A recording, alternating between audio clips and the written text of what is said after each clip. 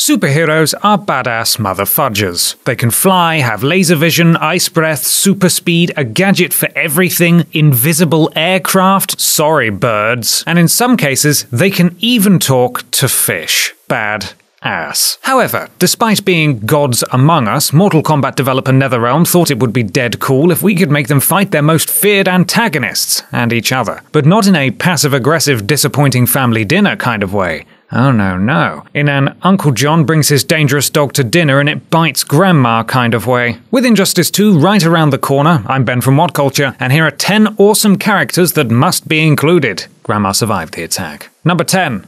Jason Todd as Red Hood. Jason Todd was once Robin. Jason Todd was captured by the Joker. Jason Todd was tortured by the Joker. Jason Todd was beaten to death by the Joker with a crowbar. Jason Todd.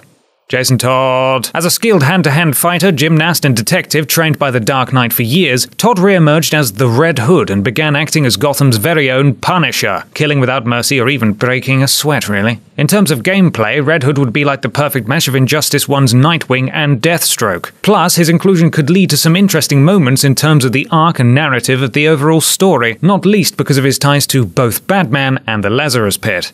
Number 9. Ra's al Ghul. That Lazarus Pit we just mentioned was the reason Jason Todd was brought back. Ra's al Ghul, however, treats it like a Turkish bath, which makes him almost invincible. The guy with 1,000 different ways to pronounce his name has been alive for as many years, antagonizing the Bat and his cohorts for a good portion of them. For that reason, he'd make a great addition due to his ties to Batman, Red Hood, and the wider Justice League. Plus, he wields a super cool sword and knows karate, among other martial arts. Number 8.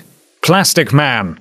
Okay, so he's a little less serious than the others on this list, as yes, Plastic Man is a man what can do plastic stuff, like perish in the heat and be suitable for recycling. Think Mr. Fantastic without the intellect. Admittedly more of a humorous character, Plastic could bring a Street Fighter favorites moveset to Injustice in the form of Daalism. The stretchy yoga fireman is a popular character, so why not? Just cut out the fire stuff, obviously.